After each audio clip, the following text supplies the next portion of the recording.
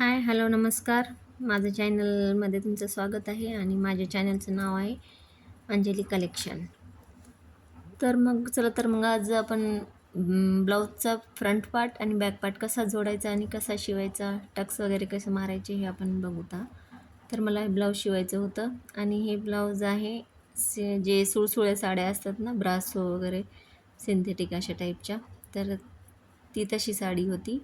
आणि ब्लाऊज मग मी शिवायला कटिंग केलेलं होतं अगोदरच. आणि ह्या ब्लाऊजचं मी बॅक पार्ट अपलोड केलेला आहे, ज्यांना पाहायचे त्यांनी प्लीज बघा. तर मग हे बॅक आणि फ्रंट हे मला जोडून घ्यायचे होते. तर पूर्ण हे ब्लाऊज फ्रंट साईडचं आपण कपड्यांना जोडून घ्यायचं, अगोदर पूर्ण शिवून घ्यायचं एक टिप मारून आणि पाव इंचाचीच टिप मारून घ्यायची साईडला, मार्जिन जेवढं आपण सोडतात तेवढं. जास्त कपडा बिलकुलच घ्यायचा नाही, कारण का मग ब्लाऊज फिट होते आपल्याला. आपण जेवढी मार्जिन ठेवलेली आहे तेवढंच त्याप्रमाणे पूर्ण ब्लाऊजला टिप मारून घ्यायची. म्हणजे आपण ते ब्लाऊज जोडूनच घ्यायचं, अस्तर आणि ब्लाऊज पीस. तर मग बरोबर मी मारून घेत आहे आणि मग मारल्यानंतर हे एक्स्ट्राचा कपडा पूर्ण आपण कट करून घेऊयात. आणि हे ब्लाऊज आहे 3 टक्सवालं. मी जास्त 3 टक्स 4 टक्सच ब्लाऊज शिवते. माझ्याकडे येतात तसे बोटनक वगैरे, पण इकडे जास्त हैदराबादला असल्यामुळे मी इकडे जास्त 4 टक्सचेच ब्लाऊज चालतात, क्रॉस कटिंगचे. आणि मग हे असं शिवून घ्यायचं, पूर्णपणे ब्लाऊज कट करून घ्यायचं. म्हणजे एक्स्ट्राचे जे भाग आहे ते अस्तर आपलं करेक्ट असलं पाहिजे. आणि ब्लाऊजचा तर आपण कटिंगमध्ये एक्स्ट्राचा भाग आपण घेतोच, त्याच्यामुळं ते एक्स्ट्राचं थोडंफार कटिंग करून घ्यायचं. आणि मग आता टक्स 1-1 इंचाचे द्यायचे, जे आपला मेजरमेंटसाठी जे ब्लाऊज देतात कस्टमर, त्याप्रमाणेच म्हणजे किती त्याची उंची आहे वगैरे तेवढं बरोबर तंतोतंत मार्किंग करून घेऊनच आपण त्याच्यावर टक्स मारून घ्यायची. तर मेन डॉट हे खूप इम्पॉर्टंट असतं. मेन डॉटवरच आपला पुढचा भाग पफ असं छान पद्धतीने यायला पाहिजे. कारण मेन डॉट थोडासा फार इकडं तिकडं चुकला तर ते पूर्ण तिन्ही बाजूचे मग टक्स चुकले जातात. त्याच्यामुळं व्यवस्थित असा मेन डॉट आपला मारून घ्यायचं. शोल्डरच्या बरोबर खाली आला पाहिजे ते मेन डॉट. तर मग मी 2 2.25च्या असे उंचीला आणि 1 इंचाचं बाजूला असं मार्जिन घेऊन ते मेन डॉट शिवत आहे. आणि नेक्स्ट इकडचा मग साईडचा असं बरोबर हे 3.5 किंवा 4 इंचाचा येतो. आपण हे माझं कटिंग व्हिडिओ बघत असाल तर तुम्हाला समजेल की कसं मार्किंग केलेलं आहे, त्याप्रमाणे शिवायचं. आणि साईडचे पण हे 3 डॉट असल्यामुळं 3च डॉट मी मारणार आहे. आणि मग हे शिवून घ्यायचं पूर्ण व्यवस्थित.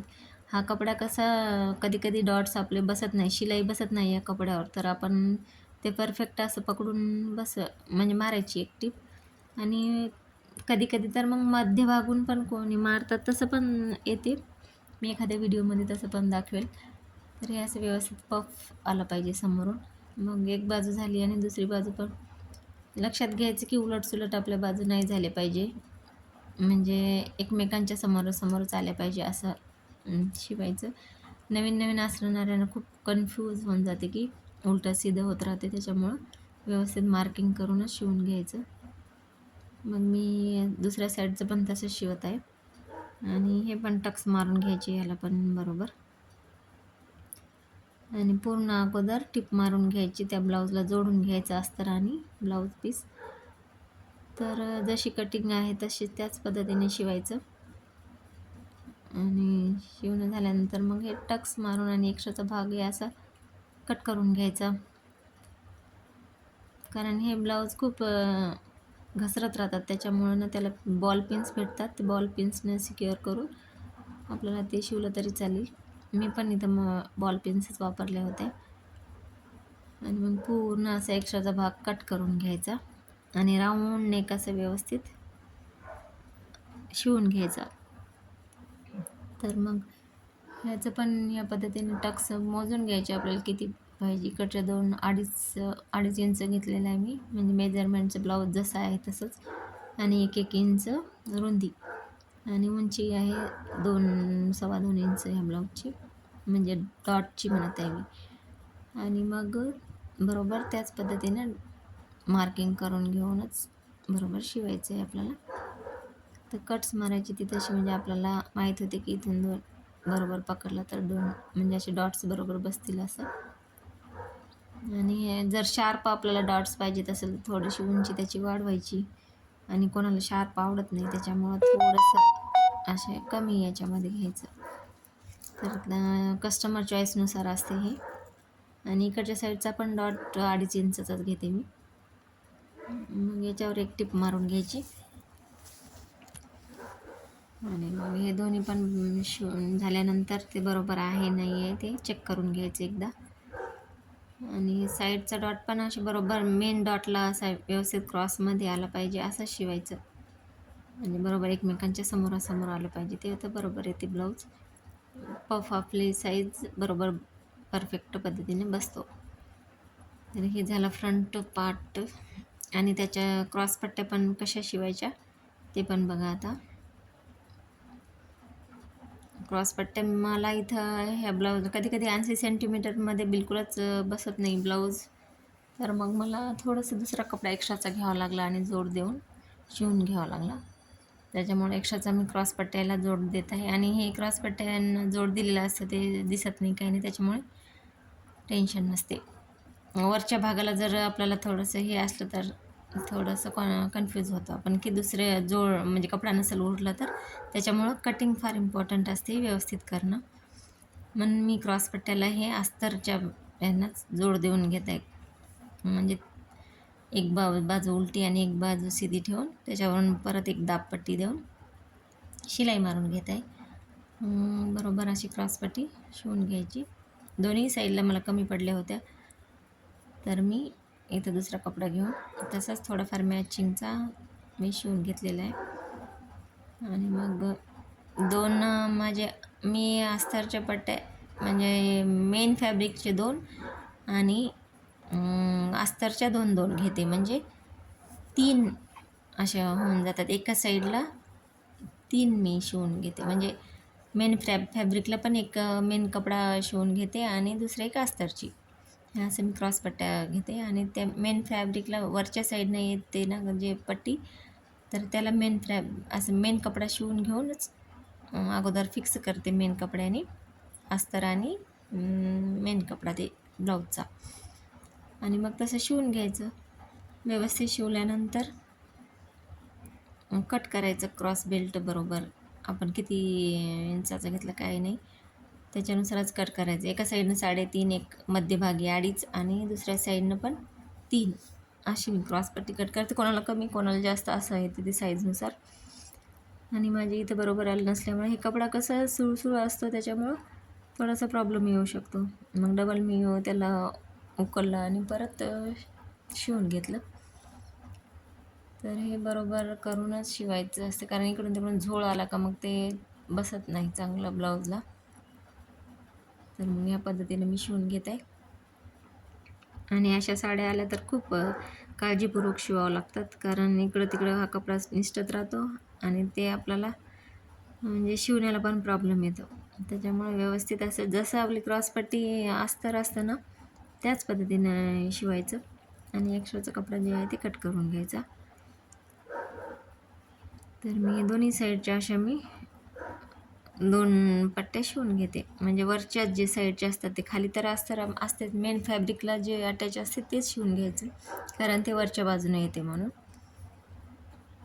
आणि चेक करून घ्यायचं की आपली मेन आपलं ज्या मेजरमेंटचं ब्लाऊज कस्टमरने दिलेलं असते ना ते करेक्ट तेवढंच यायला पाहिजे. कधी कधी काय होते, जाड बायका जे असतात ज्यांची हेल्थ म्हणजे हेल्दी असतात ते त्यांना क्रॉसपट्टी कधी खाली जास्त होते, कधी वर जास्त चेस्टवर अशी चढल्या गेल्यासारखी होते. त्याच्यामुळे जेवढी त्यांची आहे मेजरमेंटमध्ये तेवढीच आपण पण घ्यायची, कमी जास्त नाही करायची, कारण मग ते शिवण्याला पण प्रॉब्लेम आणि त्यांना पण घालण्यामध्ये प्रॉब्लेम येतो, कारण ब्लाऊज कमी जास्त होते मग तशामुळं. तर व्यवस्थित असं म्हणजे त्यांचं ब्लाऊज जसं आहे तसंच शिवायचं, मोजमाप करूच. कटिंगमध्ये पण आणि शिवण्यामध्ये पण तेवढंच घ्यायचं. तर माझ्या 2 क्रॉसपट्ट्या रेडी झालेल्या आहेत आता दोन्ही साईडच्या. आणि मग हे पूर्ण एक्स्ट्राचा कपडा कट करून घेऊन आता ह्या समोरच्या फ्रंट पार्टला जोडायच्या आहेत.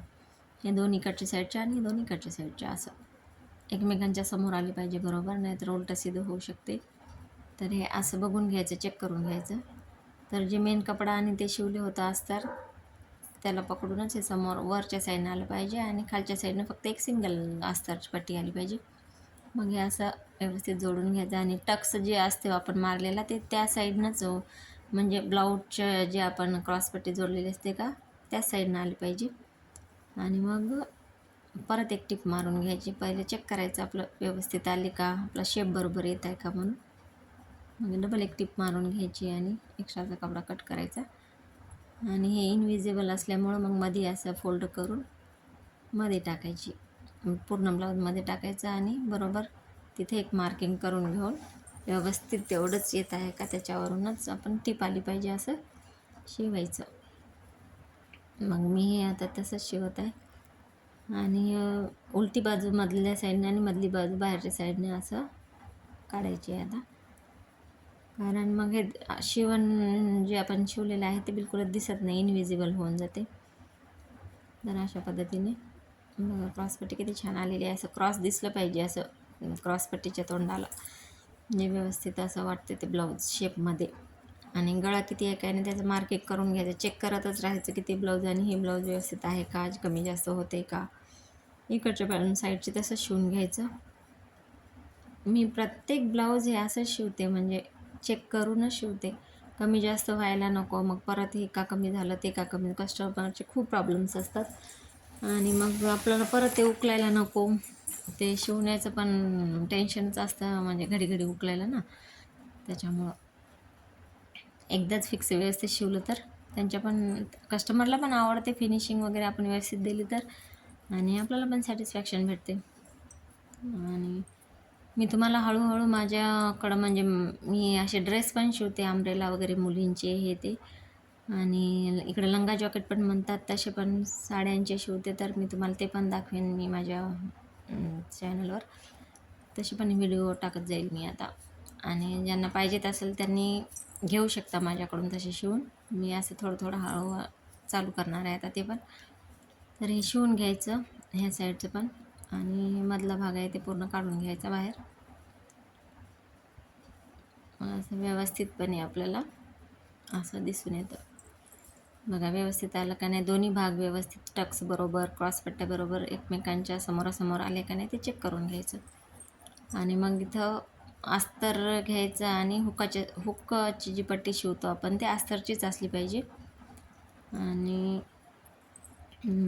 जे आय बटन असते ते दोन्ही, म्हणजे अस्तर आणि कपडा हे दोन्ही शिवून घेऊनच त्या साईडला. इकडच्या बायका कसं लेफ्ट साईडला कोणाला आवडते, कोणाला राईट साईडला हुक्स लावायला आवडतात. तर इकडच्या साईडच्या बायका राईट साईडला हुक्स असतात आणि आय बटन पट्टी उजव्या साईडला असते.